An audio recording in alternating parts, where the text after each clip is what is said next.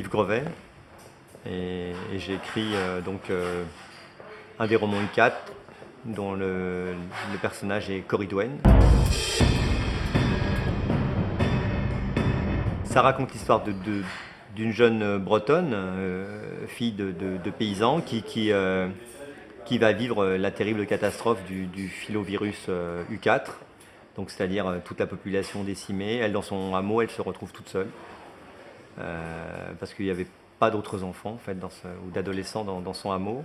Et très vite, c'est comment est-ce qu'on survit, on cherche des appuis, des gens, et puis elle a... Lors d'une dernière connexion, elle a eu cet appel de Chronos et elle a envie d'aller à Paris, ne serait-ce que pour retrouver des gens et peut-être voir si l'espoir dont on lui parle de peut-être pouvoir changer les choses serait possible. Quand on avait commencé à travailler sur U4, on s'était dit qu'il fallait des personnages qui soient très différents et moi j'avais très envie d'un personnage qui soit ancré dans un terroir. Et moi, je suis fasciné par la Bretagne depuis que je suis enfant. Et donc, j'avais envie d'une Bretonne. Très vite, ça s'est imposé à moi. J'aime beaucoup les paysages et j'aime beaucoup la culture bretonne. Et ce qui me plaisait dans cette idée-là, c'était que c'était une fille qui était très terre-à-terre aussi, qui était très débrouillarde, et qui sait ce que c'est que de tuer un animal, par exemple. Et puis je la voulais aussi moderne. Je voulais aussi qu'elle soit sur les réseaux sociaux et qu'elle puisse répondre aussi à cet appel. Et je voulais aussi qu'elle ait été élevée dans une sorte de croyance.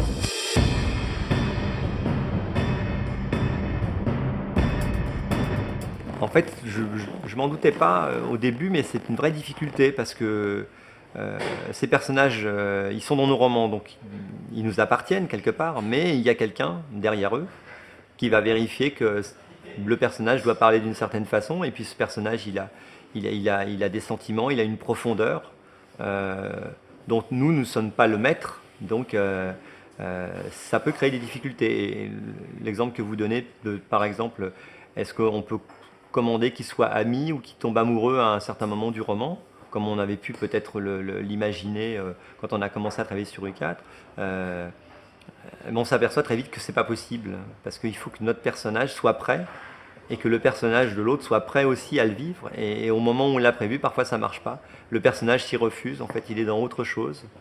Et donc ça nous remet en cause aussi notre manière d'écrire. Humainement, c'est très fort parce que quand on est écrivain, on est tout seul. Hein, on peut tout se permettre. On peut se permettre de recommencer sans arrêt aussi quelque chose. Moi, je sais que j'ai une manière d'écrire j'écris sans plan, je construis pas le contexte d'une manière très précise au départ. Là, on était obligés pour être d'accord ensemble. Donc, on s'est envoyé de la documentation. Certains avaient réfléchi sur des tas de conséquences à ce genre d'épidémie, comment s'organisent les secours. Voilà. Et donc, c'est la première fois de ma vie où je partais avec un roman avec autant de préparation. Et pour moi, c'était à la fois intéressant, mais aussi compliqué parce que moi, je pars sans jamais trop savoir ce que je vais faire.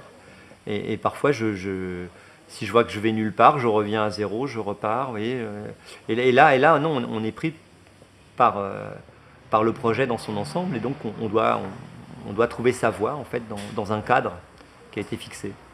Mais c'est ça aussi qui est l'aventure du 4.